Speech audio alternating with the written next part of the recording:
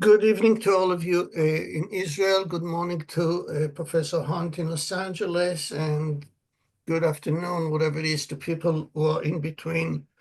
It's an honor and a pleasure to welcome Professor Lynn Hunt to the Historical Society of Israel. But before I introduce her, I invite Professor Shmuel Feiner, the chairman of the Historical Society of Israel, to say a few words. Thank you very much, Moshe. Shalom. Good evening in Israel. Good morning in America. Dear colleagues, students, ladies and gentlemen, welcome to Jerusalem Lectures in History in memory of Menahem Stern. Professor Menahem Stern was one of my first teachers at the Hebrew University. Attending his lectures 46 years ago already was an amazing experience for young students like me. Every Monday noon, he approached the podium full of energy and started talking fluently with no break, depicting and recreating the ancient past without looking at any notes. When you shut your eyes, you could imagine him as one of the great classical orators. At the time, I didn't realize how privileged we were to have him as our teacher. Only later, I learned that Professor Stern was one of Israel's most eminent historians, specialized in Jewish history of the Second Temple period, and published studies and documents that became the building blocks of modern scholarship and gained a wide international admiration. His scholarly contribution to the study of Jewish history and of attitudes toward Jews and Judaism in the Hellenistic and Roman worlds was immense, and so was his contribution to our academic community. He was awarded the Israel Prize in 1977 and became a member of the Israel Academy of Sciences and the Humanities in 1979. Stern was president of the Historical Society of Israel, a founder of the Zalman Shazar Center, and editor of Zion. I didn't follow Stern's field in Jewish history, and from the very beginning, I was attracted to the modern movement of Jewish enlightenment. But surprisingly, Professor Stern made a difference to me when he introduced me to one of the most important but neglected figures of the 19th century Haskalah, Jewish enlightenment. The first time I heard of Kalman Schulman, a moderate maskil and a popular writer and scholar from Vilnius, was at a meeting with Professor Menahem Stern in the corridors of the Hebrew University in Jerusalem in the late 1970s. He had heard that I was interested in the Haskalah, and he said that someone ought to do some research on Kalman Schulman, who played a major role in his own life. He told me that he had acquired his love of history in general, and of the ancient history in particular, from Kalman Schulman's books, which occupied a place of honor in the library of his father in Bialystok. His first encounter with Flavius Josephus, he said, was when, as a boy, he read his books again and again in Schulman's dramatic, moving Hebrew translation. So this is my personal connection. Professor Stern was cruelly and brutally murdered on the 22nd of June, 1989, in the Valley of the Cross, Emek HaMatzleva in Jerusalem, while walking, as he did every day, from his home to the National Library. It was a terrible shock to everybody who knew him. Professor Stern was then 64 years old and the president of the Historical Society of Israel, the position that I'm privileged to hold today. And you can understand why I am excited and honored to open the 26th Jerusalem Lectures in History in memory of Menahem Stern. These prestigious lectures are no doubt the flagship of the Historical Society of Israel, initiated in 1993 by Professor Yosef Kaplan, who is with us this evening. The lecture's main purpose is to invite to Israel the most prominent and distinguished historians in the world and to enrich our knowledge and understanding in a variety of topics. The books based on the lectures were published in English and Hebrew. We started with Carlo Ginzburg, Anthony Grafton, Emmanuel Leroy Ladurie, and the last were Peter Berg, Laura Enkelstein, Simon Schama, Stuart Schwartz, Kamal Kafadar, and Lorraine Daston. And today, I would like to warmly welcome our esteemed guest, Professor Lynn Hunt, Professor Emerita from the University of California, Los Angeles, a leading scholar of modern European history. Her many books made a huge difference for scholars and students, and I will only mention a new book, the book that I have here with me. I've just finished reading it. The Revolutionary Self, Social Change, and the Emergence of the Modern Individual, 1770-1800. On a personal note, Professor Hunt, as a scholar of the 18th century, was always an inspiration for me. I would say that in my studies, I took many of her insights and imported them to the context of Jewish history. The topic of her Jerusalem lectures today, the origins of authoritarianism, is unfortunately too relevant for us today in America and in Israel. In the words of Charles Dickens, referring to the French Revolution, we live in the mixed and conflicting times. He said, it was the best of times, it was the worst of times, it was the age of wisdom, it was the age of foolishness, it was the season of light, it was the season of darkness, it was the spring of hope, it was the winter of despair. And I think that all of us can identify with these mixed feelings. We understand that traveling from Los Angeles to Jerusalem is not easy today, and we are grateful for the opportunity to have those lectures virtually via Zoom. However, I shall leave it to our colleague, Professor Moshe Sluhovsky, to greet Professor Hunt and to present her properly to the audience. I believe that this is the most befitting way to pay tribute to Professor Stern and to remind us that despite all efforts to the contrary, Jerusalem will remain first and foremost a center of learning and scholarship. This is a special year for the Historical Society of Israel when we celebrate its 100th anniversary. Our founding fathers believed that historical science is seeking the truth and never backs up from its results. In the age of alternative truths, conspiracy theories, political attempts to limit the academic freedom and to control historical narratives, and fundamentalist attack of the academia, the mission of the historians who are committed to the critical study of the past is becoming more and more crucial and meaningful. Therefore, we, the historians who are organized in the Israel Society, are reaching out to our colleagues who believe that we should stand up in front of those threats. I would like to warmly recommend another book of Lynn Hunt's, important and intriguing, this book, History, Why It Matters, where she brilliantly explained the importance of history in a time when politicians lie blatantly about historical facts and meddle with the content of history books, because the search for truth about the past is vital for our societies. We hope to discuss the new challenges of the historian's profession here in Jerusalem in the summer of 2028. As many of you know, we were elected as the next host of the Congress of the International Committee of the Historical Sciences for the first time in the Middle East. We believe Jerusalem to be an ideal setting for an ICHS convention, and as such, a perfect opportunity to further strengthen the good relations between historical scholarship in Israel and the world.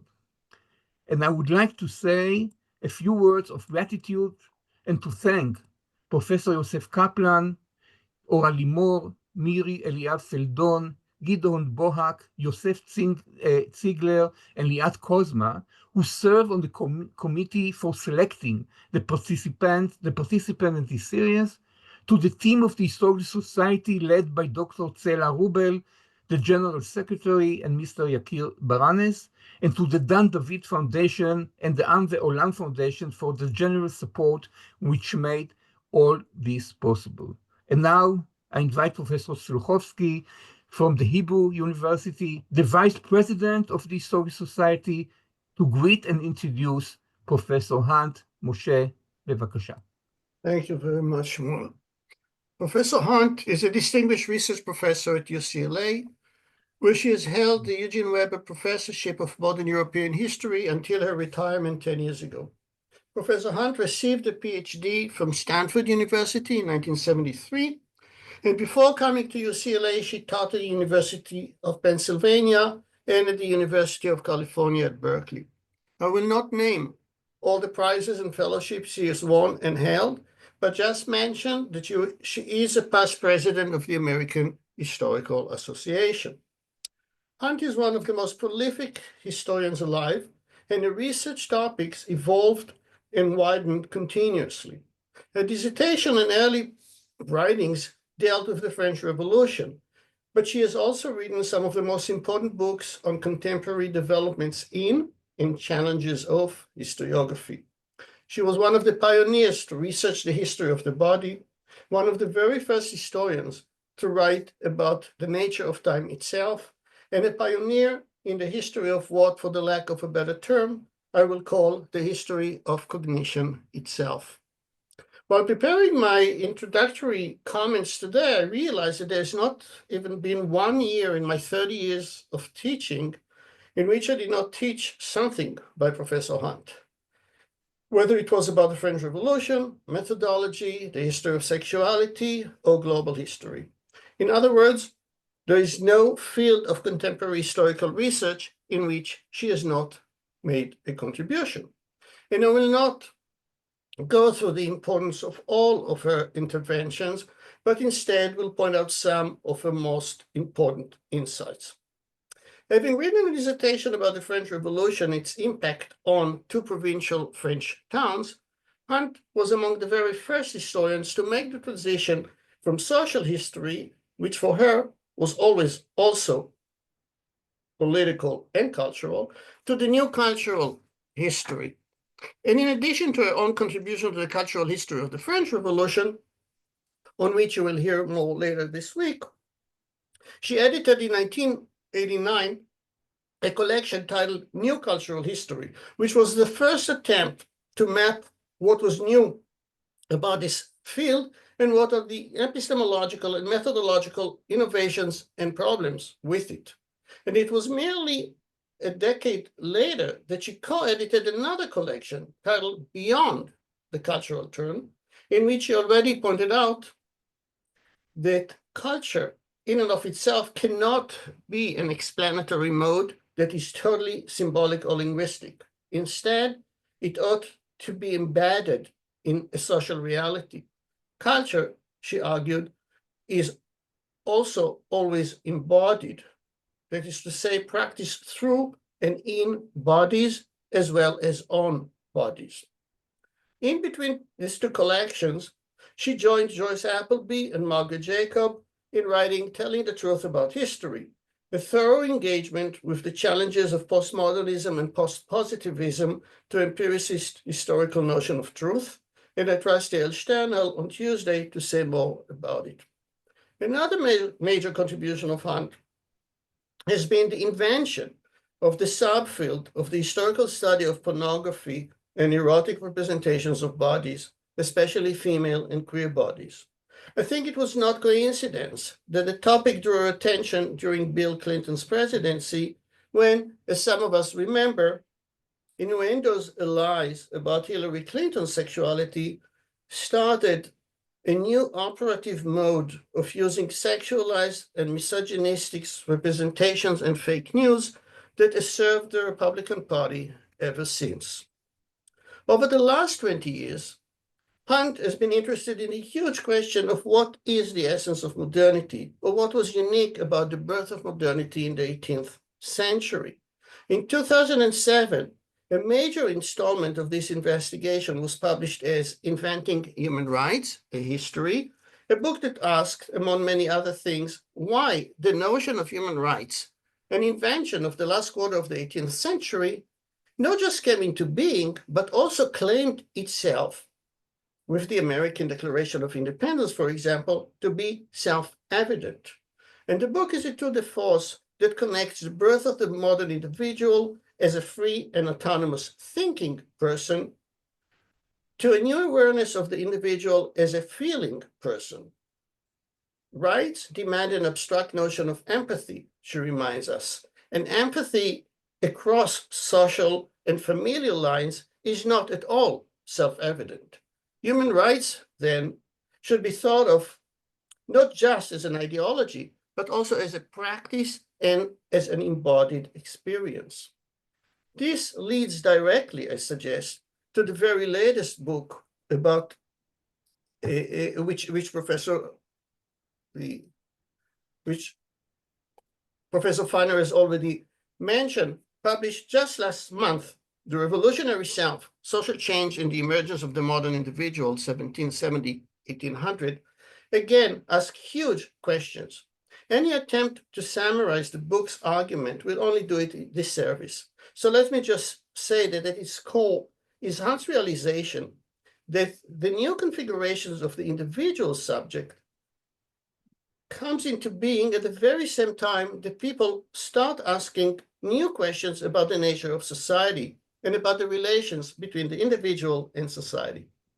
What are the social and cultural conditions that create a space for human beings to conceive of themselves as individuals who are free to act and make choices? This is a very Foucauldian formulation of the question, and while the French philosopher is not mentioned in the book, Hunt has written a lot about him over the years. In this new book, too, she refuses to restrict a discussion to the intellectual history or to canonical text. And much of the book is about social practices that help to shape new relations. In her analysis, changes in men's and women's fashion and changing norms of tea drinking, for example, tell us just as much about modernity as texts by Montesquieu or Adam Smith. A revolution in the relations between individual autonomy and social belonging took place, she argues, in the psychological impact of print or in new forms of financial risky transactions, as it did in the writings of philosophers. Hunt enjoys pointing out paradoxes, how the invention of new concept of civilization and the comparative study of civilizations center on a discussion of position of women in society, while women did not, of course, enjoy individual autonomy in European patriarchal societies, or how the tension between personal merit and military discipline came to shape modern armies. Here, too, as in all of her writings, the social is political as well as psychological, and the cultural is embedded in the social. And here, too, ideas cannot be separated from practices, just as an individual cannot be separated from the social. As I said, these are just some of Hunt's contributions, and I'm sure that the series of talks she's going to deliver today and then on Tuesday, on Thursday, will be just as rich and eye-opening. And now to today's talk, titled The Invention of Authoritarianism, a topic that, as Shmuel has already pointed out, becomes more and more relevant by the hour in her country, in ours, and in many countries in between. Please, Professor Hunt. Thank you so much, Moshe and Shmuel, for these lovely introductions. Let me start by saying how much I regret not being in Israel right now to give these lectures, and I hope to correct this at some time in the future, because I would very much like to be with you.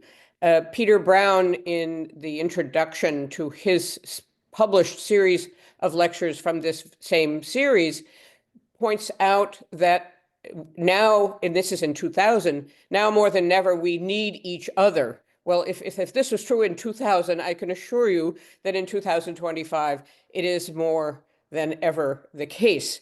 I also want to thank you for the honor of giving the Stern Lectures, and to thank all those who have done so much to make them possible, including helping me with being sure to be able to, which I hope I'll be able to do, mount my PowerPoint slides to show you during my lectures. I'm terribly grateful to all of you, and especially to my two introducers today. So let me get going so that you can go on with your lives in a reasonable fashion. First by sharing my screen, I hope. Okay.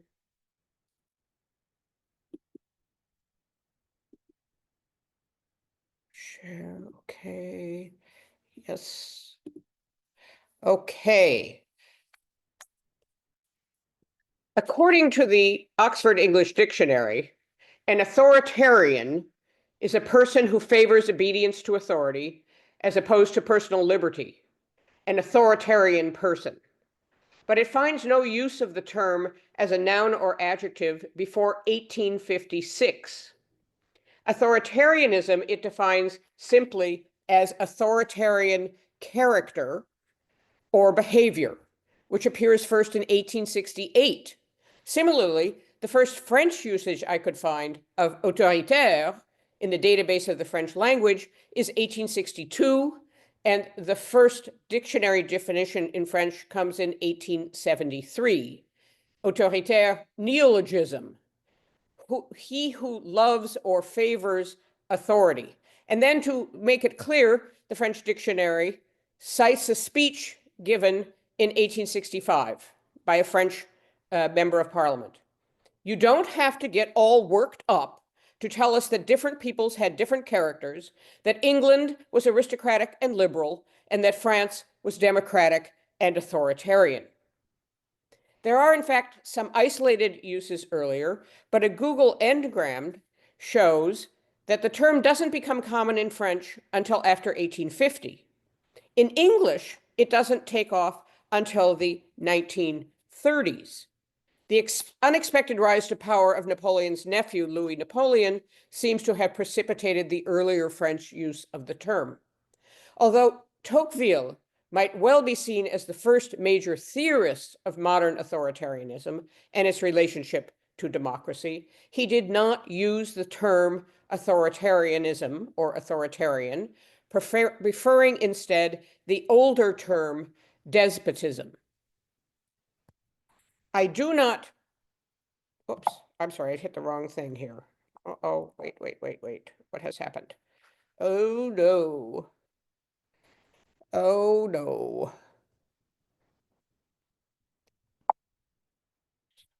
I will have to start, I have to get, for some reason it's not going forward. I will try again.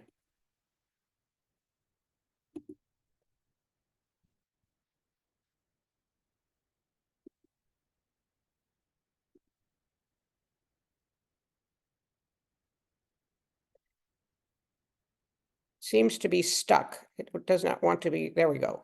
Okay, there we are. Sorry.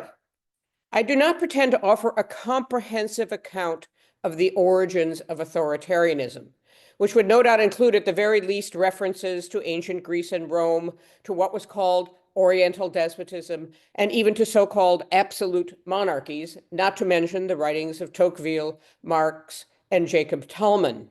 Instead, I want to focus on a crucial case history, that of the rise of Napoleon Bonaparte to power, because I believe that he invented, or perhaps more accurately, discovered authoritarianism as a distinctively modern form of rule. Authoritarianism is much discussed these days for obvious reasons, but surprisingly little has been done about its lineage. I do not begin with the definition of authoritarianism, but rather hope to use the case of Bonaparte's rise to power as a way of getting at the elements for such a definition. As a consequence, I am also not going to offer a discussion of the political science literature on authoritarianism, which has been very much influenced by the later instances of it. In the interests of brevity and focus, I am also leaving to the side any overview of the gigantic literature on Napoleon Bonaparte. A simple search in the UCLA library catalog for Napoleon Bonaparte yields 166,000 results, less than those for Adolf Hitler, but more than those for Joseph Stalin. What do I mean by saying that Bonaparte discovered authoritarianism? He did not have a clear plan of action in October 1799 when he returned to Paris, having left his troops behind in Egypt without permission from the government at the time.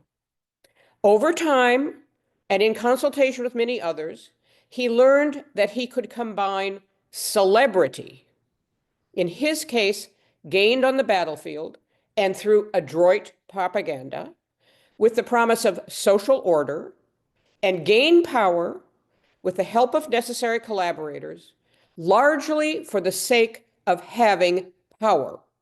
This last point is important and requires more extended discussion later on. In short, I will be arguing that there is no essential ideological foundation for authoritarianism, except that it must offer some combination of the traditional and the modern. Bonaparte's rule was civilian, not a military dictatorship. And though he reestablished relations with the Catholic Church, his rule did not depend on a religious justification. His self-coronation as emperor in 1804 made that very clear. Here he is crowning Josephine.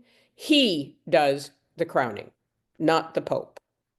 He upheld his version of social order by invoking nationalism and his personal popularity, and by maintaining tight control over the civilian bureaucracy, especially the police, and over the press and all forms of publication and performance. He did not, for the most part, rely on terror or public execution. In the space between divine right on the one hand and democracy on the other, Bonaparte carved a new path. He gestured toward religion without relying upon it for other than an additional guarantee of social order, and simultaneously gestured toward popular or national sovereignty by allowing elections for pre-selected delegates to sit in institutions with little power and holding plebiscites with only the option of yes or no. The gesturing in both directions, toward religion and democracy, was essential because the move from a traditional order based not only on religion, but also on natural inequality and the force of centuries of habit, to a secular order grounded on the people's will, rights, and equality, proved to be both elating and terrifying, like traveling into completely unmapped territory. This is one of my main points. Authoritarianism is a reaction to and against the ideals and practices of democracy. It can't appear until you have aspirations for democracy. A term that I am using, democracy, as a shorthand for popular sovereignty and broad-based representative government based on elections and the regular alternation of those holding power. Napoleon aimed to recalibrate by offering elements of both tradition, a restored Catholic Church, patriarchalism in the workplace and family, and social distinctions, and revolutionary republicanism, elections open to a broad male public, equality under the law, and social distinctions based on merit rather than birth. In the 3 lectures that I am giving here, I hope to do the following. In this lecture, show how Bonaparte navigated a confused situation without a firm plan, and by skillful maneuvering, found a new way of governing that I am calling authoritarianism. In the second talk, analyze the social and economic bases of this discovery of authoritarianism. And in the third, explain why Napoleon had such a vexed relationship with the media, since authoritarians are always suspicious of the media, even while using it to their own ends. To begin, however, I need to turn to the coup itself. Marx famously derided Napoleon's nephew as farcical in comparison to his uncle. But the original 18th Brumaire had its farcical qualities too. The story of Bonaparte's coup of 18th Brumaire, which is the date on the revolutionary calendar, which corresponds to November 9th and then also the 10th of 1799 on the Gregorian, is well known. And even in the briefest retelling, it should become evident that it was neither very well planned nor very well executed. As Albert Sorel described it, in his words, to quote him, "Never was a worse plan for a coup d'etat more badly executed," end quote.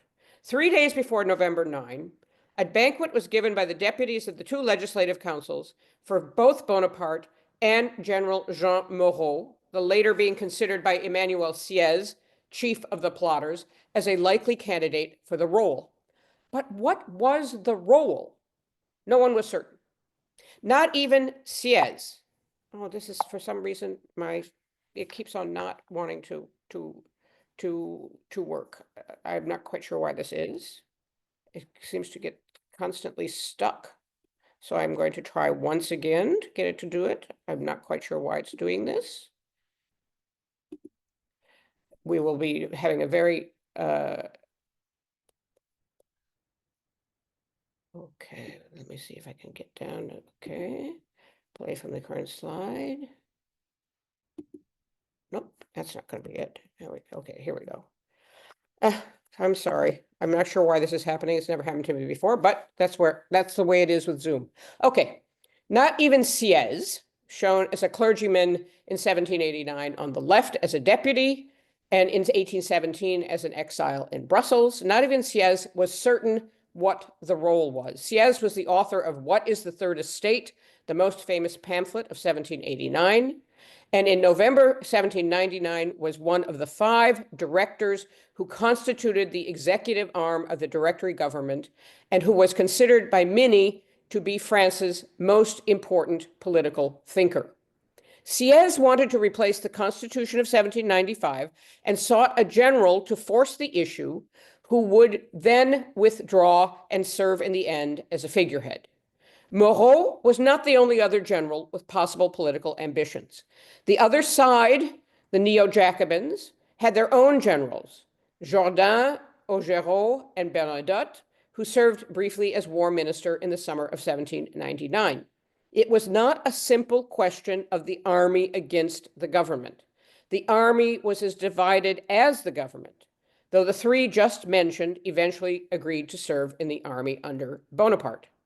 France was polarized, or rather divided into at least 3 different camps: Neo-Jacobins, or die-hard supporters of the Republic, Royalists who were once again in insurrection in the West, and those in the middle, unwilling to give up on the Republic and still refusing to countenance restoration of the monarchy. Sieyès and his confederates thought that Bonaparte would save the Republic by helping them establish stronger institutions. For his part, Bonaparte listened, read newspapers, and bided his time. He might have been elected a director, but he was too young according to the 1795 Constitution.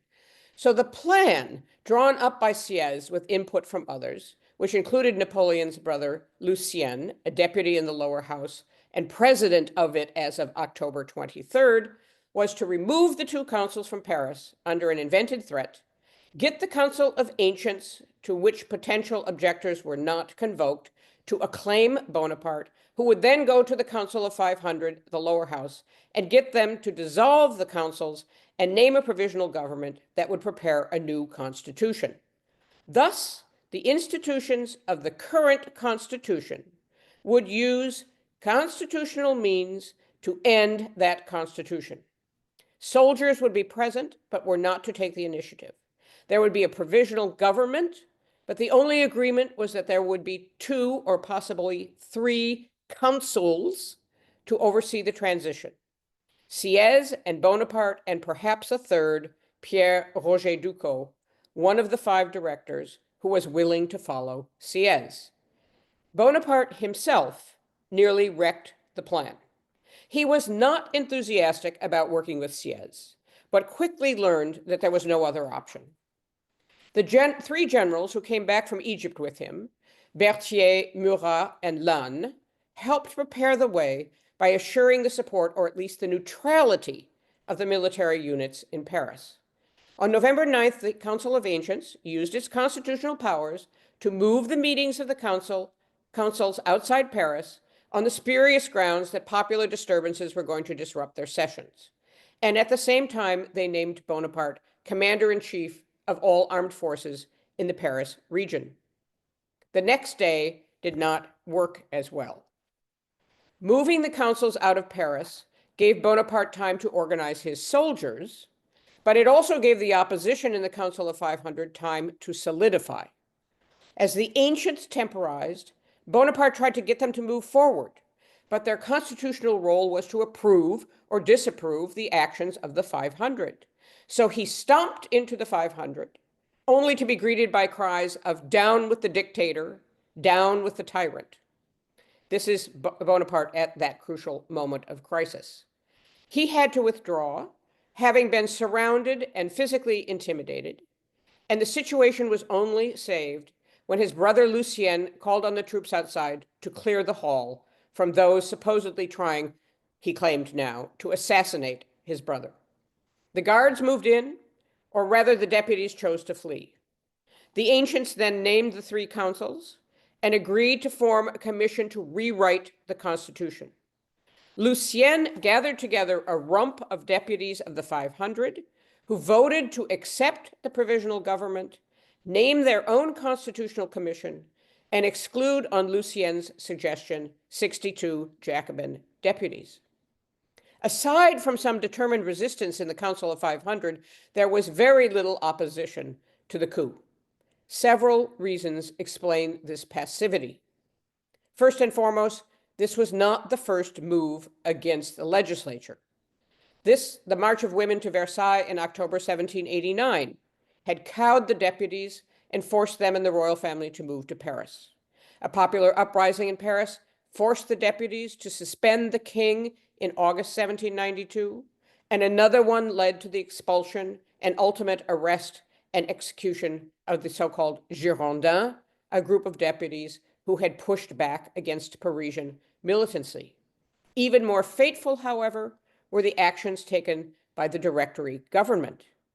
Because the Constitution of 1795 mandated annual elections to replace 1/3 of the deputies every year, coups occurred regularly in the years leading up to 18 Brumaire. In 1797, when royalists appeared to gain the upper hand in elections, the director Paul Barras convinced 2 of his colleagues to order the arrest of the other 2 directors and of 53 supposedly royalist deputies on the grounds that they were plotting a coup. Elections in half the country were invalidated. When the Neo-Jacobins seemed about to prevail in 1798, the directors got the councils to annul the elections in 29 departments and eliminate 127 newly elected deputies. They invented a new technique to get their way. They encouraged supporters to walk out of elections the government was going to lose and declare themselves an alternative electoral group. The directors invariably declared for the schismatics. Like the plotters in 1799 in these earlier coups, the directors on the winning side clung to as many vestiges of legality as possible. And just as Lucien did in 1799, the directors in 1797 called on the military for support. This too had a longer history. In May 1795, troops loyal to the National Convention helped put down a popular uprising in favor of bread and the Constitution of 1793, and a military commission then judged deputies and others arrested for their supposed involvement. A few months later, right-wingers mounted an insurrection against the decision of the convention to require that 2/3 of their number be seated in the new councils set up by the 1795 Constitution. Barras, at the time a deputy in the convention, was tasked with overseeing the convention's defense, and he called on Bonaparte to disperse the insurgents, which Bonaparte did with the help of Murat, who commandeered the artillery of the local National Guard. You note this etching from 1802 emphasizes the cannon fire and its effect. The 1797 coup against the royalists succeeded in large measure because Bonaparte had sent to Paris Augereau, who was given command of the troops at the disposal of the government. They ensured that resistance would be fruitless. And here the etching from 1802 emphasizes the role of the military. The soldiers who cleared the hall in November 1799 were the guards assigned to protect the legislative councils, not the regular army. Purges of the legislature by the government, seconded by military force, had become unexceptional. Much of the population then might have expected that this would be a coup, like those of the years before. One side would win, and another would lose, and there might even be a new constitution, since there had already been 3 new ones. Might things change for the better without any fundamental changes of direction? As Alphonse Allard wrote more than 100 years ago, people in 1799 believed that the new order of things would, to quote him, consolidate the republic, fortify the revolution, and prepare the peace with Europe, end quote. No one was guillotined, no one deported. In fact, the provisional government originally intended to deport the neo-Jacobins, but backtracked when no serious resistance materialized. Bonaparte himself famously promised in his first proclamation issued at 11 p.m. on the evening of November 10th that, to quote him, conservative, tutelary, and liberal ideas have recovered their rights thanks to the dispersion of the factious who were oppressing the councils, end quote. His use of tutelary, in between conservative and liberal, is most significant.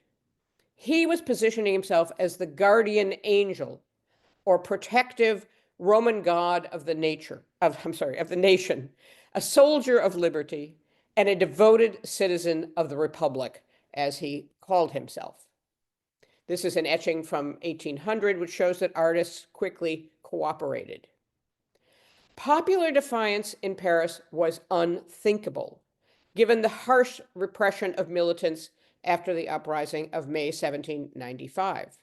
And most of the newspapers took a wait-and-see attitude or emphasized the tranquility of the streets of the city. The price of the government's major bond issue nearly doubled in a week. Theaters began showing so many plays ridiculing the deputies that the police required approval for any play that echoed contemporary events. Because royalists and ardent Catholics concluded that their day had come, the consulate government declared itself Republican and devoted to maintaining the most essential revolutionary changes, including, for the moment at least, the revolutionary calendar. In the provinces, the few Jacobin clubs that protested were closed by the authorities. In short, Bonaparte did not emerge from November 10th as an already formed authoritarian leader. He could only move in that direction once the Constitution of the year 8, the new Constitution, gave him new powers as First Consul. Then he began moving toward supremacy in step-by-step fashion, but not necessarily even then, with a clear end in mind. In fact, the story of Bonaparte's evolution into an autocratic leader serves as a powerful reminder of the way history works and therefore how it also falls short. Only by examining in detail Bonaparte's actions and the context in which they took place can we recover the contingency of the development of authoritarianism. Any foreshortening or retrospective perspective falls easily into the trap of teleology, which makes that authoritarianism seem preordained, whether by the defects of the revolutionary process, which I've already emphasized, or the force of Bonaparte's will, which I'm about to emphasize. I have to admit, however, that many observers knew that something important was happening. A United States envoy to France, William Vans Murray, wrote to John Quincy Adams, then ambassador to Prussia, on November 15th, a few days later, in other words. "Great events seem prepared at Paris," he wrote. "You will probably, before this reaches you, know that Bonaparte and Sieyès on Friday, this day week, overturned the 4 other directors and moved the councils to Saint-Cloud. Bonaparte's proclamation," I'm still quoting, "pledges to nothing which could be a barrier either to his own power or that of another, if he wished to change radically at least the executive," unquote. Murray went on to say that Sieyès had recalled Bonaparte for this purpose, which was not true. An editorial in the Times of London, dated November 16, was less certain of what was happening. To quote, "No event in the whole series and career of the revolution can more justly astonish and confound us. We find the immense and long-established fabric of the tyranny of Barras overthrown, we know not how, and by persons who have hitherto supported and defended it. We find the legislature withdrawn from the capital, and the capital in perfect tranquility. We find Barras and Bonaparte upon different sides in the present revolution. Barras was the longest-serving director and a patron of Bonaparte, but he was unwilling to side with the plotters."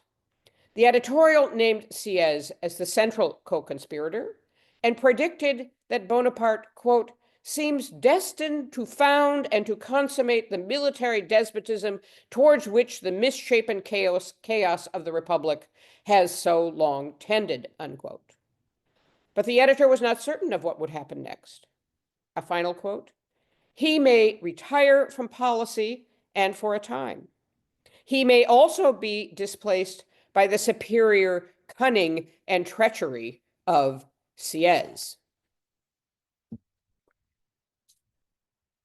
As these 2 documents show, everyone considered Sieyès a major instigator, though he hardly acted alone. He was seconded by a small group of deputies who considered themselves moderates, disdaining both royalists and what they called demagogues, the neo-Jacobins.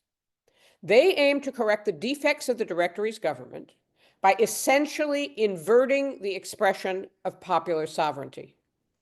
As Sieyès most memorably put it, to quote, "No one should be named functionary by those who would be under his authority." This is an incredibly important idea that is the base of what they're doing.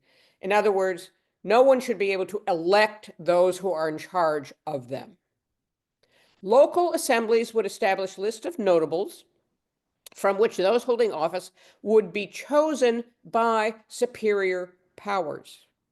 Authority, and this was the term used, thus flowed from the top down and not from the bottom up.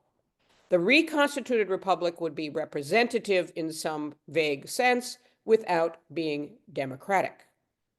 A striking rendition of the theory behind the practice was given in an account of a brochure by Pierre Cabanis, a leading scientist and spokesman for the regime change, under the rubric Social Science, in the journal La Décade philosophique, littéraire et politique of December 31st, 1799. First comes the rejection of human rights. There was no Declaration of Rights in the Constitution of the year 8. To quote the journal, he, Cabanis, does not stop to seek what constitutes the rights of men anterior to the state of society.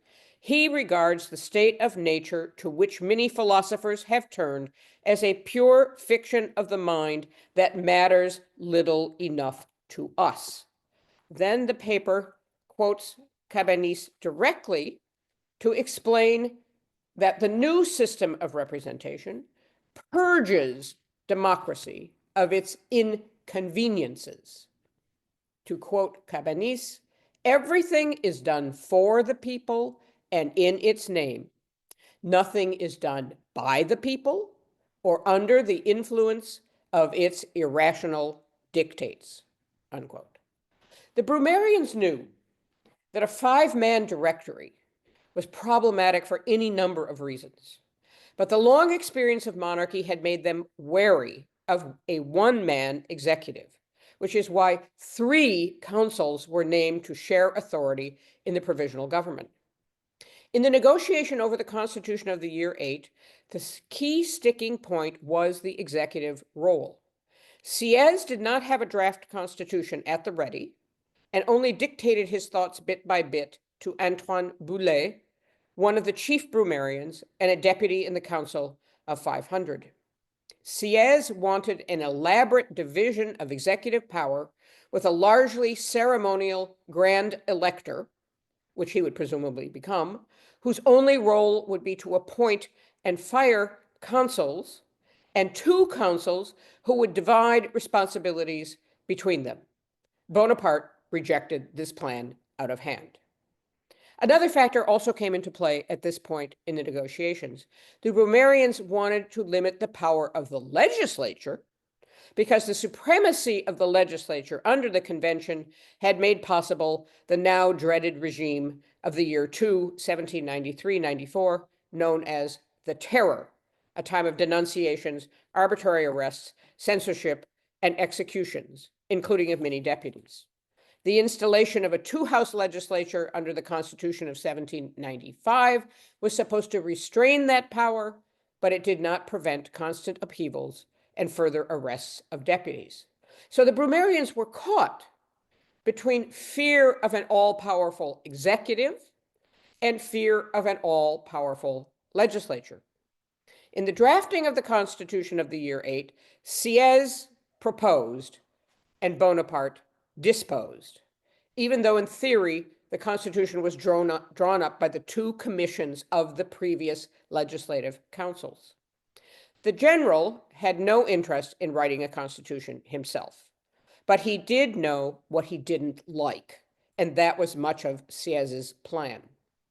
Key deputies among the Brummerians went back and forth between the 2, and eventually weeks passed, and these weeks in my mind are crucial.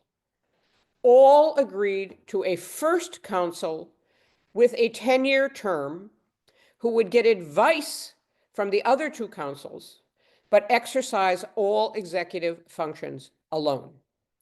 The first council named the members of the Council of State, the ministers, the ambassadors, the regional administrators, and the judges of the civil and criminal courts. The general's foot was in the door that Sieyès had tried in vain to shut. In fact, what remained of Sieyès' complicated plan for the legislature played right into Bonaparte's hands, which is no doubt why Bonaparte agreed to it. A council of state, named by the first council, drafted all legislation. A tribunate debated and took a non-binding vote.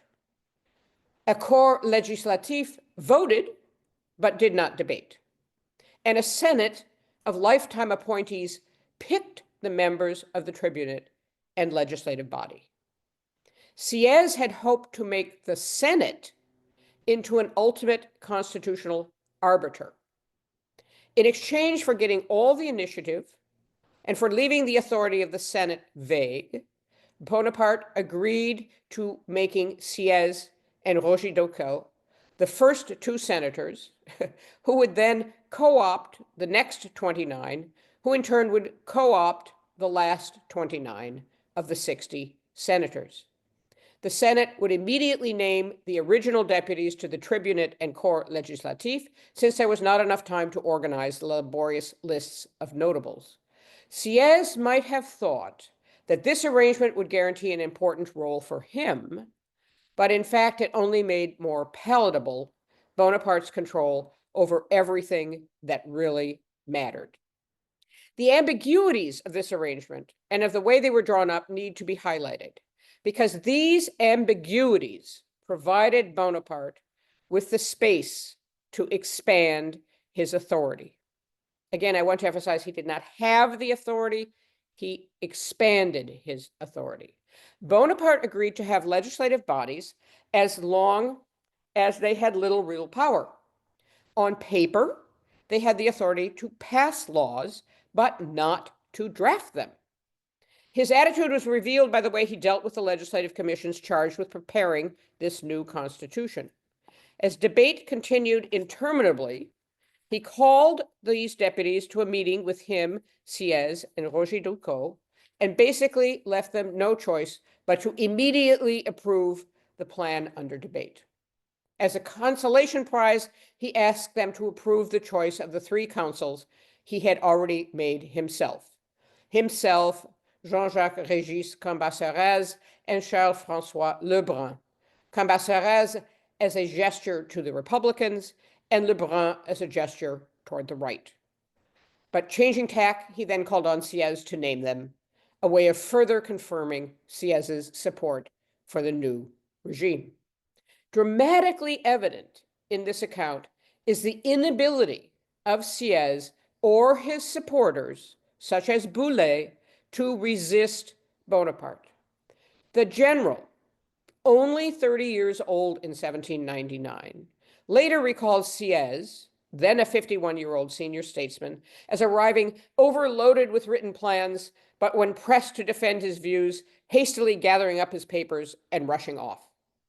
Those most closely involved in the negotiations remembered Sieyès as anxious about Bonaparte's evident ambition, but as unwilling or unable to stand in his way.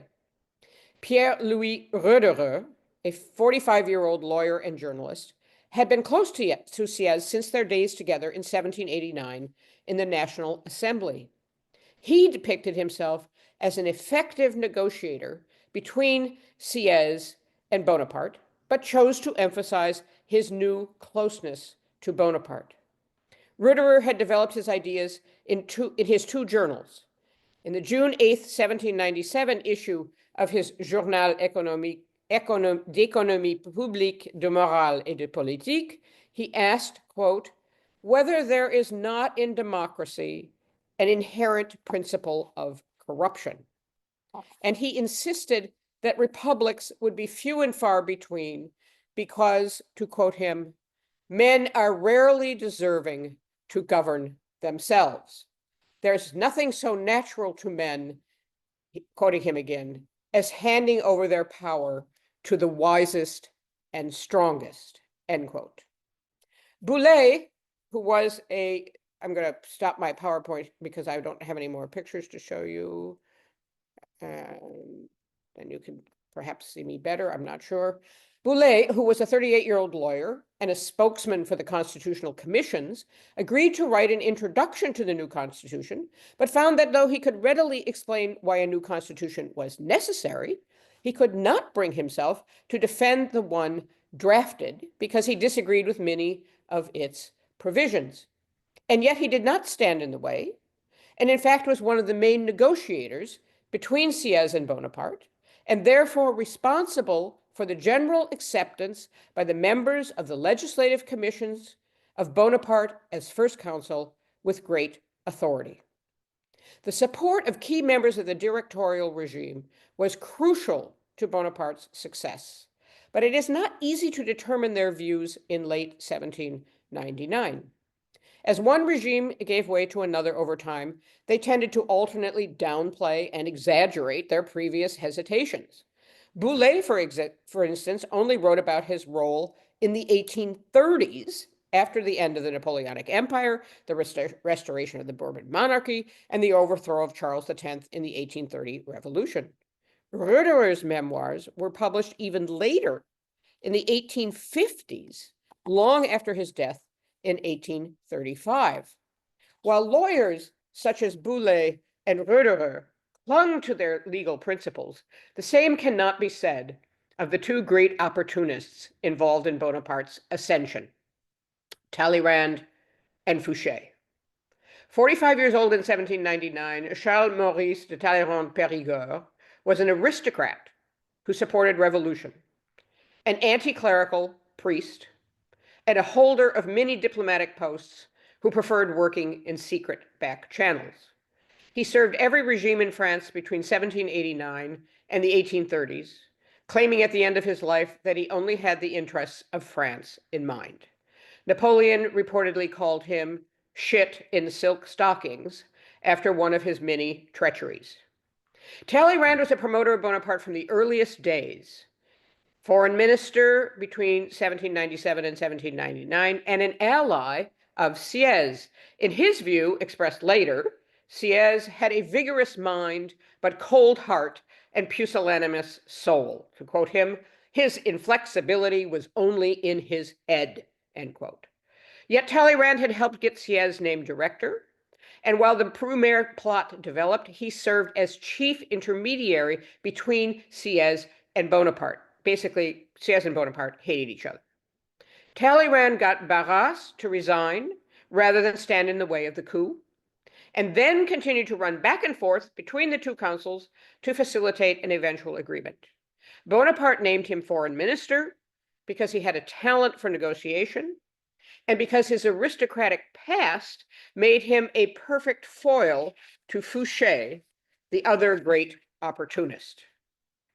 While Talleyrand had been forced to go into exile as an aristocrat between 1792 and 1796, Joseph Fouché, 40 years old in 1799, had not only stayed in France and supported radical republicanism, but also became one of the spearheads of the de-Christianization movement, ordering that the phrase, "death is an eternal sleep," be inscribed on the gates of cemeteries. In his youth, he had trained to become a priest, but never took his final vows. When his anti-clerical views gained him the enmity of Robespierre, he plotted the latter's overthrow and then barely managed to escape execution himself for his violently repressive activities as a deputy on mission in 1793-94. Fouché described his rebuilding of his fortunes in 1797, after a few years basically laying low, as a war supplier, as due to the support of Director Barras, who then got him ambassadorial appointments before finally installing him as Minister of Police in July 1799, where he devoted himself to the repression of the neo-Jacobins, his erstwhile comrades. By his own account, Fouché got the capital's houses of ill repute to provide the financing for his secret police in exchange for protection. As he said, "Oral and confidential communications gave me better knowledge of secret France than the mare's nest of writing that passed before my eyes," end quote. When he helped force Napoleon's abdication after Waterloo, the emperor said of him, "You were always sure to find his nasty foot dirtied in everyone else's shoes." Fouché played a key role in the Brumaire takeover because of his command of the police and because of his relationship with Barras, with whom he had first developed the techniques of secret policing in late 1799. Barras had managed to maintain his position by always knowing what was coming until Brumaire. There were 5 directors in late 1799, and Sieyès could count on the support of only one, Roger Ducos.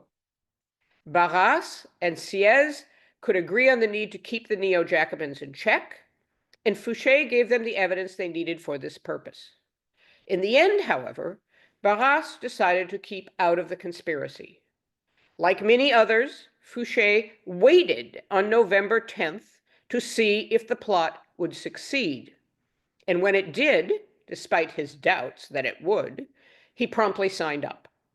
Bonaparte kept him on because he recognized the importance of the police for his own future.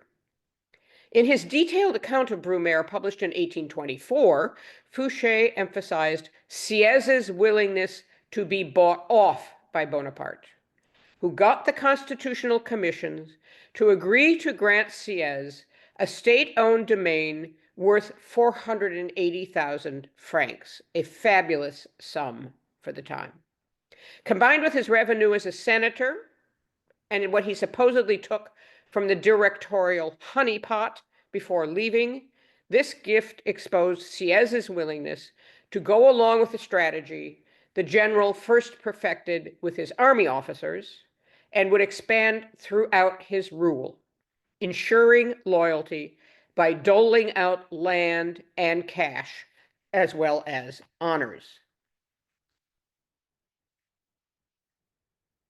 As these few vignettes of leading personalities show, Bonaparte avoided making clear ideological commitments.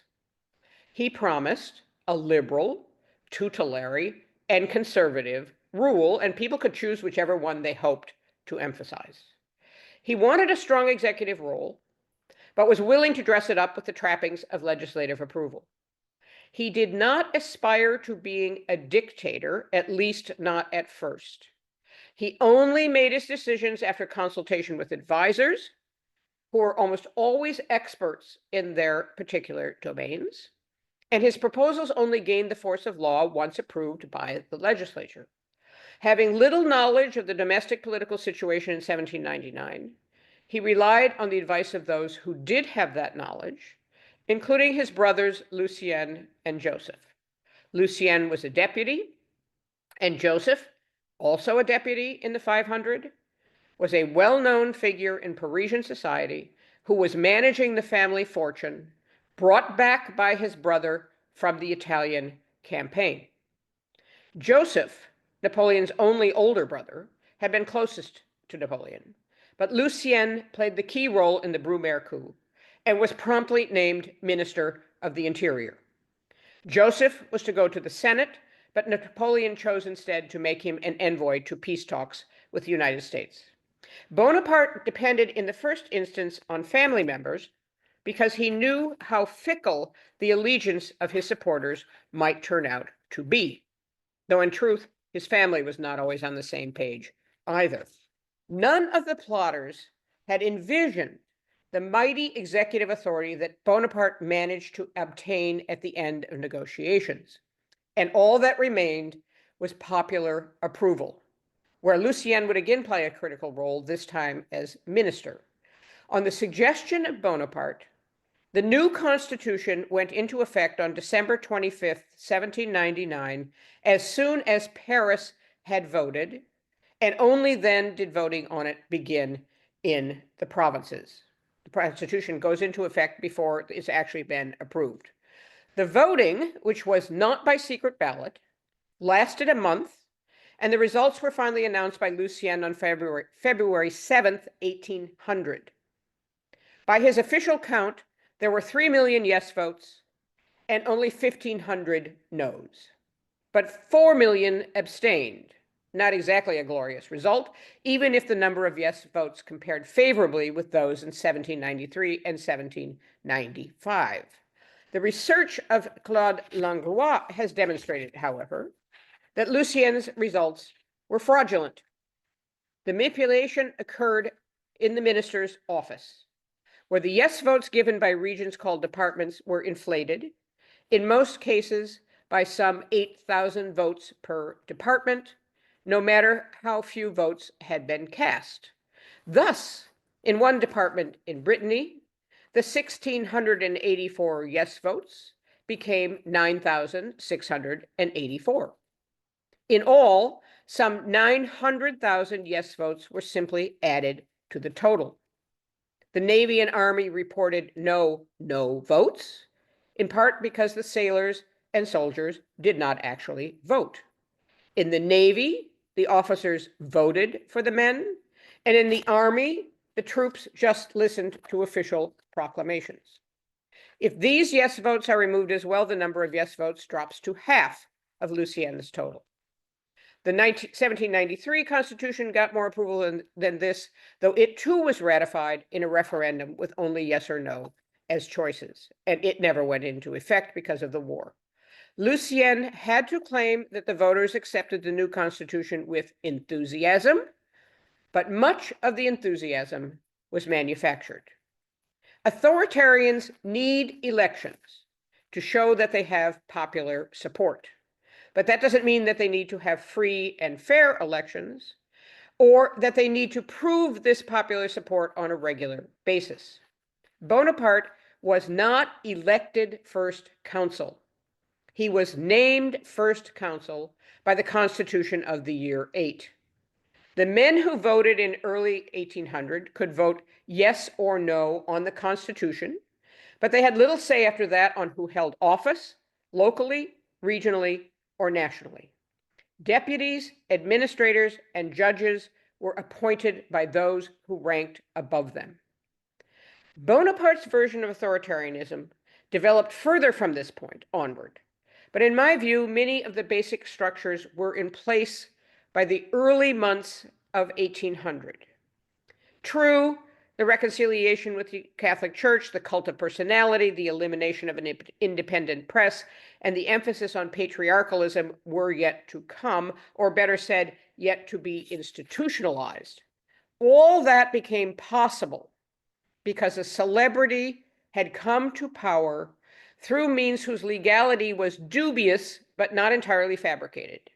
And that power was concentrated in one person with the agreement or at least acquiescence of the original plotters of the overthrow of the current Constitution, all of whom had come to their position thanks to the overthrown Constitution.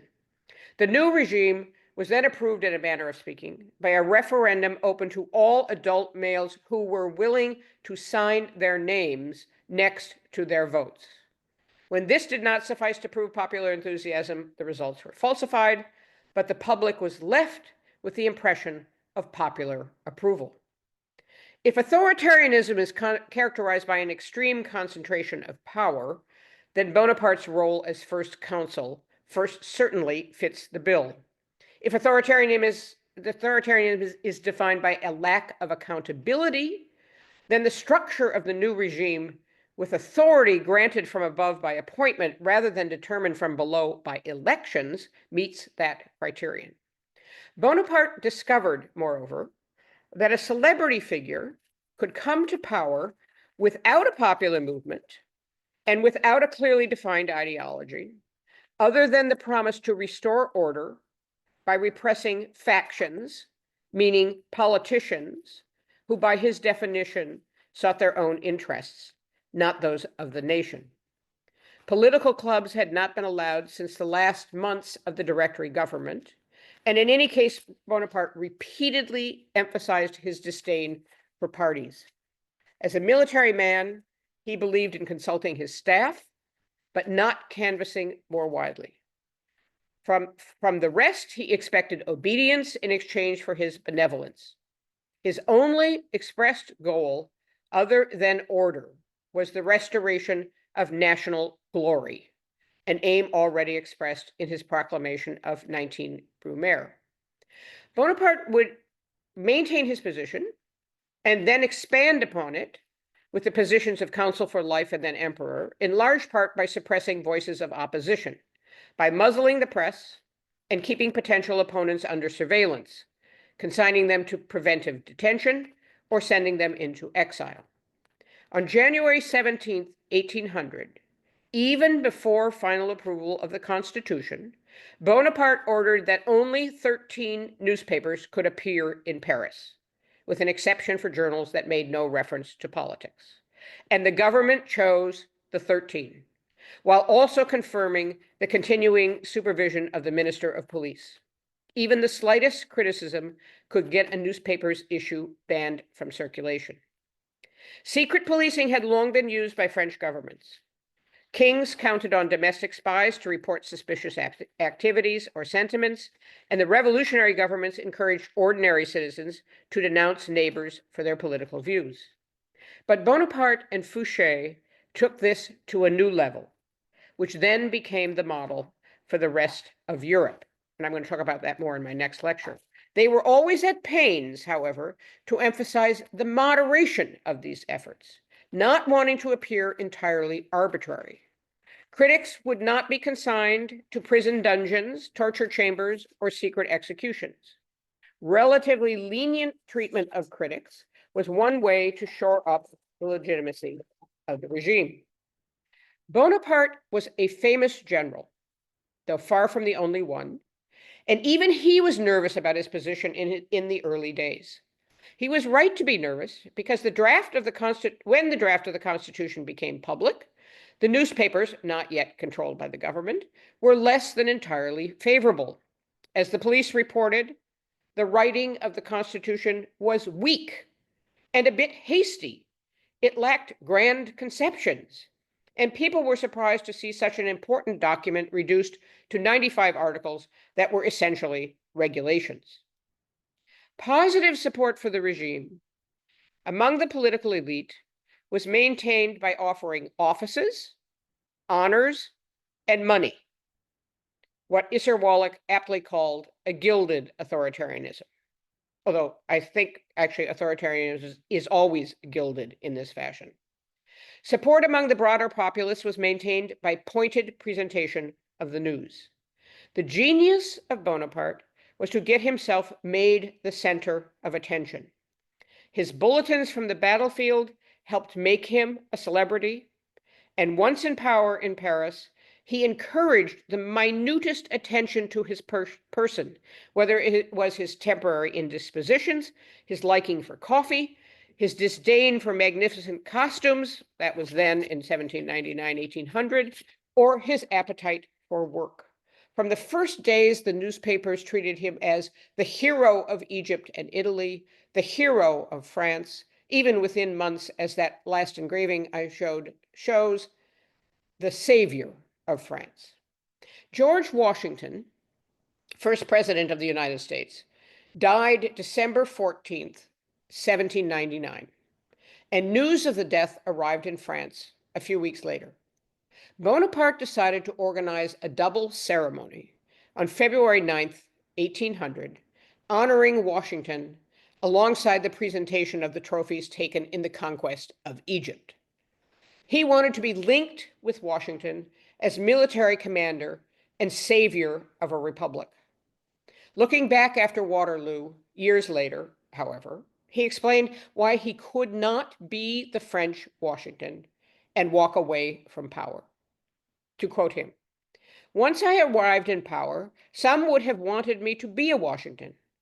Words cost nothing, and surely those who said it with such facility did so without knowledge of the times, the places, the men, and the things. If I had been in America, I would have willingly been another Washington. But if he had found himself in France, with dissolution inside, an invasion from the outside, I would have defied him to be what he was. For myself, I could only be a crowned Washington." Although Bonaparte moved ineluctably, it seemed, from republicanism toward empire and dynastic rulership, he understood that he had invented a kind of hybrid form of rule. He was never able to stabilize it any more than the Republicans of the 1790s had been able to stabilize theirs. For the thing is, authoritarianism is always brittle, no matter how authoritative it claims to be. That's the end of my sort of laying out the groundwork. of what I will try to develop with more details in my next two lectures, talking about different aspects of this. But I just to summarize, what I'm trying to say is he did not have a plan. There was no agreement that he was going to become a kind of autocratic ruler. He did not see the road to autocracy. He discovered the road toward authoritarianism in a step-by-step fashion. He tried things out. He first announced, for example, there will be 13 newspapers in Paris. There was no uprising. There was no major resistance. And so it was that he was able to control the press, not only in Paris, but in the provinces. He tried out things. When they didn't work, he dropped them.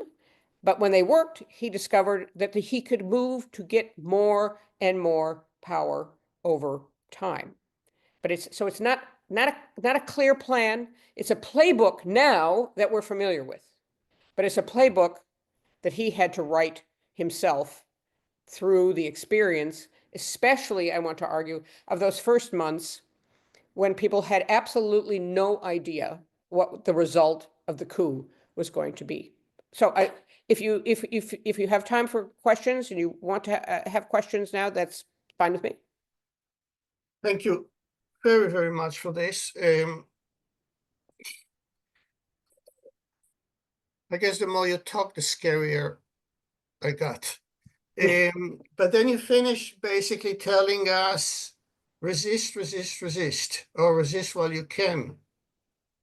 So maybe it's optimistic after all. Anyway, thank you so much for it. And I will, we have a few minutes. I will let some people ask questions. Right. Well, yes. One point I want please. to make, first of all, is also that an important point, which I think is very much relevant to the present, is that he had people willing to collaborate with him. And why were they willing to collaborate with him? They weren't actually willing to collaborate with him. They're partly ideological. Yes, they wanted to get rid of the constant elections of the Republican regime. They wanted to get rid of the idea that the people could determine everything. They felt that, as Roederer said, that the strong and the wise should be in charge, and that the people this could be explained to people about why this would be better, and they would see. But so it's extremely important that he has collaborators in the previous regime who want a change and who see this as a vehicle for change. So that's why I concentrated a lot on, so you actually have people from the previous regime using their positions in the previous regimes to undo the previous regime and bring about something new for reasons that are partly ideological, but that he discovers will also become partly self-interested. They're going to get money. They're going to get land. The revolution has confiscated all this land, and he's going to give it away. He basically says, okay, now we're going to give Sieyès a piece of land worth 480,000 francs. This is a staggering sum of money when a judge at the time is making 5,000 francs a year and an ordinary person is making 200 to 300 a year. So, you know, this is what he will characterize the regime, is that he will buy loyalty to a certain extent. Thank you for this. Questions, comments? I only see so few faces that multi-speaker. Let's see. I don't see anyone. And resistance will be much more the subject of my third. Next, your third one. Good. Something to look forward to. Any questions? There's too many details of coup plotting. So let me again, thank you very much. Let me I'm going back to, you mentioned him at the very beginning of your presentation. You mentioned the name of Jacob Talmon, but there is a whole school that, of course, he was a part of, that Cold War school, maybe, of historians, political scientists who insisted on the primacy of ideology. And I think, if I understand you correctly, you really place yourself in complete opposition to this school of thought.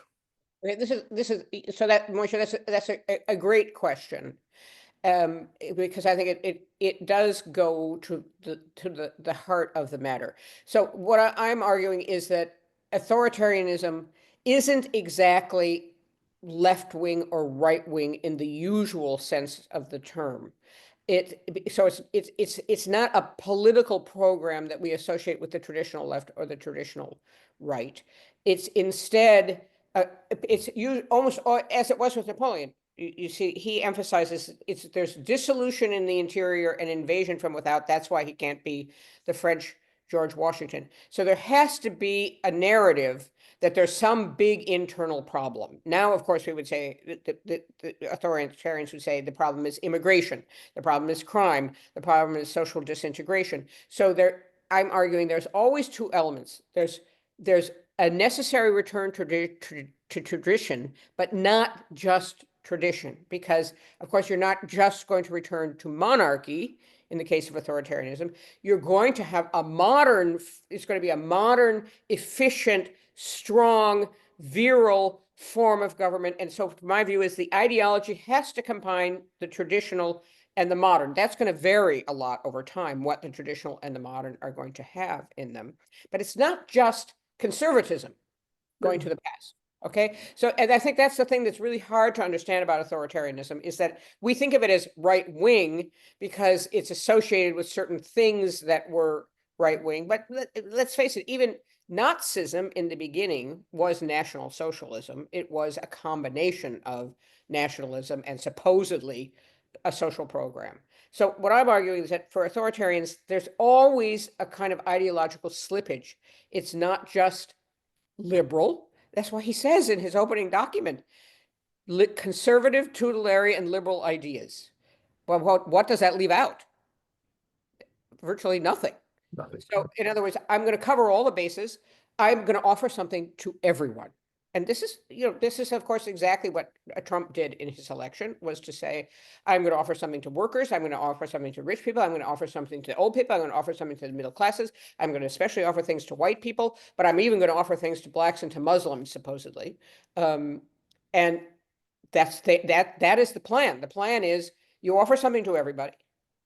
In the end, you get supporters for a combination of, they want certain changes, yes, ideological changes, as is the case with Napoleon, and self-interest. You're going to get more money, there's going to be more commerce, there's going to be less regulation, a combination of things. But I think it's important to understand authoritarianism as something that can only arise once you have democratic aspirations, because it's an answer to that. Instead of elections, instead of the will of the people, instead of popular sovereignty, there will be national sovereignty in the person of the famous leader. And for me, the thing that's so interesting about Bonaparte is there are other generals, there are other successful generals, but he is a much greater celebrity. Not because he is, this is what I'm going to talk about in my next lecture, not because he is the greatest general necessarily, but because he is a much more savvy user of the media. So celebrity is incredibly important because that's the answer to democracy. Instead of it being you have power because you've been chosen by the people, it's you are going to get power because you've been chosen in some way by public opinion, by celebrity. A celebrity being a kind of new concept towards the end of the 18th century, and Bonaparte being a perfect example of it. Of somebody who uses the media to become a celebrity. Yeah, thank you. Avnei, right? Professor Ben-Amos, please.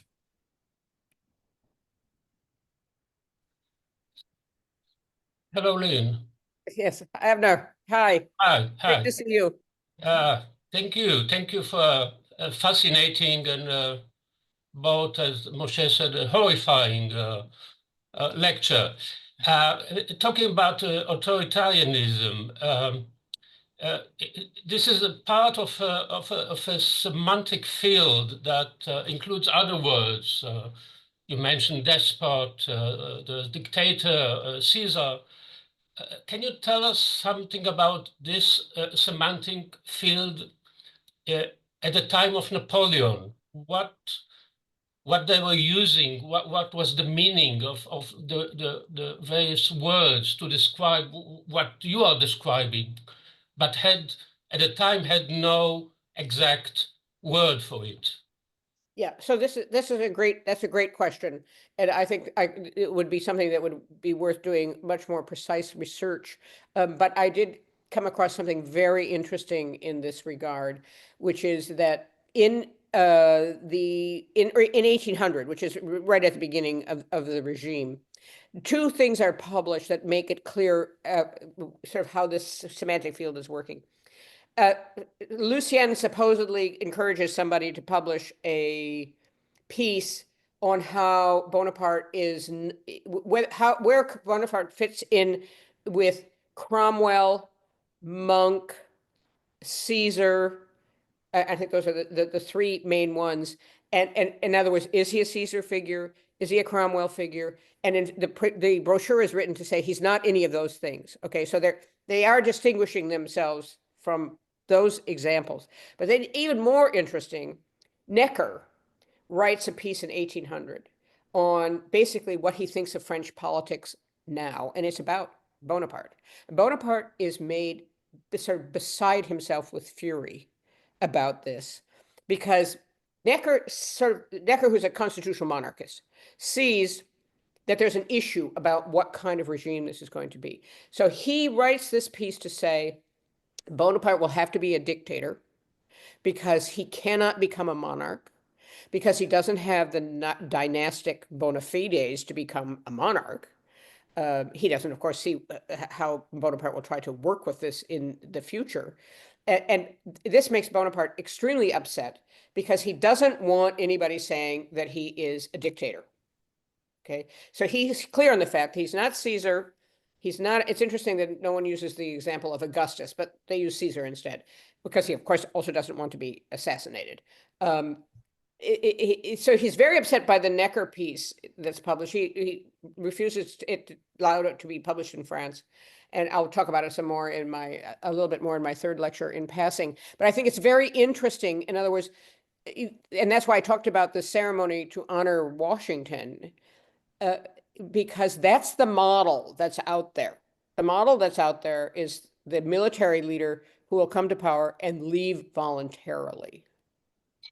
And so he wants in 1800 to portray himself as a possibility. He's paralleling himself with Washington.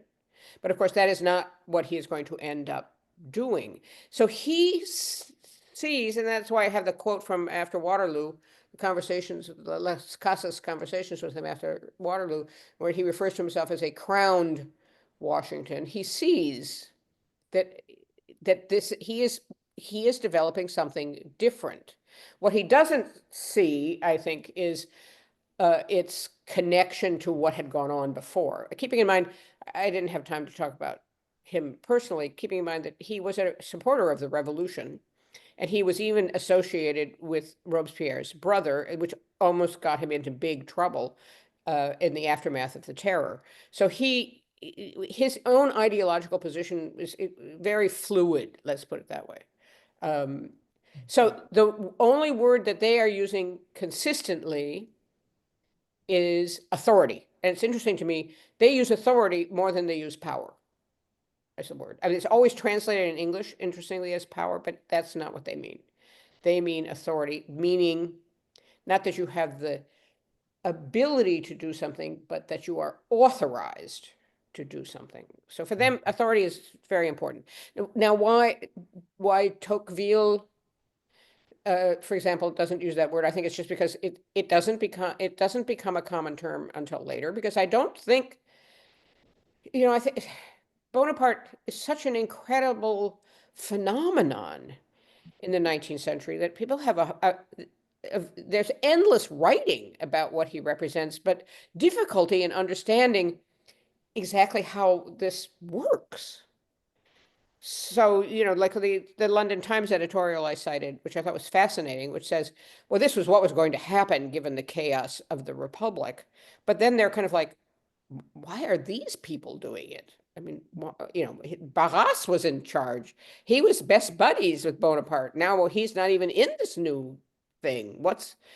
Is Sieyès going to control everything? I mean, they don't really understand what's happening. And in fact, I don't think most of the people who are even involved in what is happening understand exactly what's happening. But it's a really good question, and that's one of the things that I'm trying to figure out is how people, it's the people, and I'm going to talk about her in my third lecture, Madame de Stael. It's people like Germaine de Stael and Benjamin Constant who are most interesting in thinking about this, and it is not coincidental that they are Swiss. In other words, that they are not French. That I'm not sure Constant is French, Swiss. I'm not sure I'm saying that right, but that they're outsiders, because I think the French are kind of like, what has just happened, and what does it mean? Now, I mean, to go back to something that Moshe brought up, if I may, about Tolman. So you see, I of course never agreed with his analysis that totalitarianism comes out of democratic forms, but I think it comes in reaction. I want to argue that authoritarian is a reaction to the problems of democracy, but I also want to say that democracy does have some problems, and I'm using democracy in a very generic tone. I'm just talking about elected governments in which you admit the alternation of power, is what I'm talking about. Alternation of power, first of all, is difficult for people because there's a way in which why there should be alternation is not self-evident to most people. And also, democratic forms of government are difficult for people, in part for reasons that Roederer does talk about, I don't completely agree with, but the parts of which I agree with. People have a very hard time with governments run by people who are like them. I think there's a if you look at the history of the United States, for example, people always liked charismatic celebrity presidents. They liked Obama. They liked John Kennedy. Right. They even liked some people liked Clinton because he was charismatic, and they really didn't like the uncharismatic. They really didn't like Carter. They really didn't like Biden, who I thought was actually a fantastic president, but they didn't like him because he was too ordinary. So it's clear that for people taken as a collectivity, it's not that easy to see the virtues of someone just like you being in charge, because it's scary. The world is scary. So you sort of want somebody who claims to have a vision of how this can all be worked out, who claims to know exactly what to do and to do it. So the attraction of Bonaparte was that he seemed decisive because he was a battlefield commander. People didn't know that, in fact, during his battles, there were all kinds of moments where he had no idea what he was doing and was very lucky that things turned out the way they did. I'm not saying he wasn't a great commander. He was. But people have often gravitated to military commanders because they seem to be decisive. We had Eisenhower. MacArthur wanted to be president. He could easily, there was a moment at which he might have well become president. Washington was the obvious first president of the United States, and it was extremely difficult for the early Americans to get used to having John Adams after Washington, who was so totally uncharismatic. So the whole, to go back to Avner's point, the definitional problem has partly to do with it. We haven't entirely figured these issues out to see why we get what we get in reaction. Thank you. We will stop here. There is much, much more to talk about. And I remind everybody that we are meeting again on Tuesday, same time, same Zoom. And I hope to see all of you and some more people there. And thank you very, very much, Professor Hunt. Thank you. Thank you all very much for your attention. And have a great rest of your evenings. Thanks very much. Bye. Thank you.